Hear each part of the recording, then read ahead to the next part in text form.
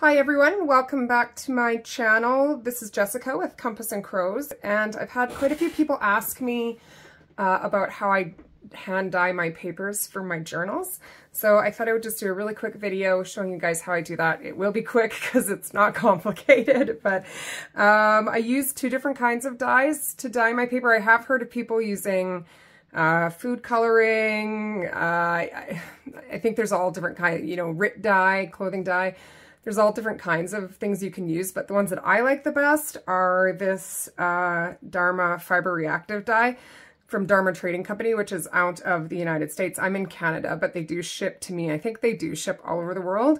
But the other one that I use that interchangeably, that I find I get pretty much the same results with, this is Pysanky dye. So if I'm probably pronouncing that incorrectly, but if you have a shop or you know someone who dyes the Ukrainian Easter eggs, this is what that is, and it actually works just as well as the Dharma dye for doing papers. The results are pretty much the same, and so depending on where you are in the world, this might be something that's easier for you to find. So those are the two kinds of dyes that I use. They're powdered dyes. I prefer the powdered dyes because I find I can control the intensity of the color a little bit better with than opposed to like a liquid dye that you don't mix yourself. So all I do is I just mix up a bit of the dye with some water in mason jars or whatever containers I have handy, and I lay my paper out on a cookie sheet.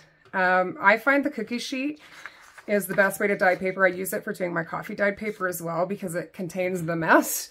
And so I have this old cookie sheet that I always use for dyeing paper. So then I also use these little foam paintbrush things from, the dollar stores. I find they spread the paint or the dye the best. And I can wash them and reuse them. They do tend to disintegrate after a while, but I just am happiest with, they don't streak like a paintbrush does. So then this is just dry. You can add water to it first if you want a more diluted, not so intense color. I've also added coffee to it first to get a more muted color, but today I'm just going to do it right on the dry paper. So I just dip my little foam brush in my jar of dye, and then I just basically spread it on. And all I'm using is just regular old coffee paper. Just cheap old copy. You can use there's different weights of copy paper, but I've been happy with using all different weights. I've used the really good quality stuff and I've used the really cheap stuff, and I've been happy with both. So that's all I do. Just spread it around on this side,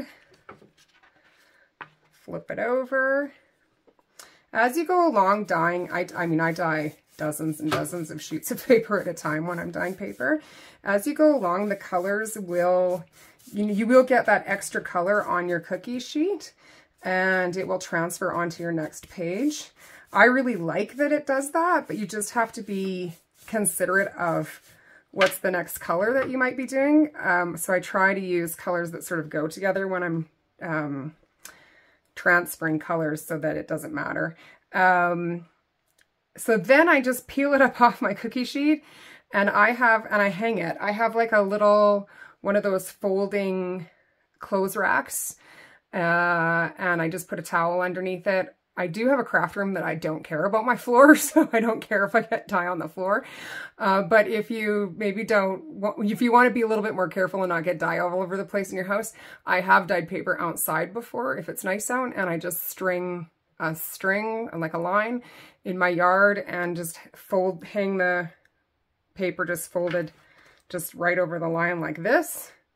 If it's a windy day, you can sort of clip them with clothespins, but just be careful because the clothespins do have a tendency to tear the paper, so you just have to be super gentle with them.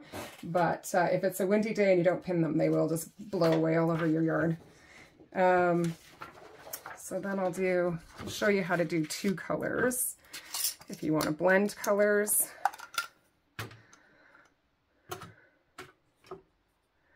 So same thing, I just start spreading the dye, and then I will just dip into another color.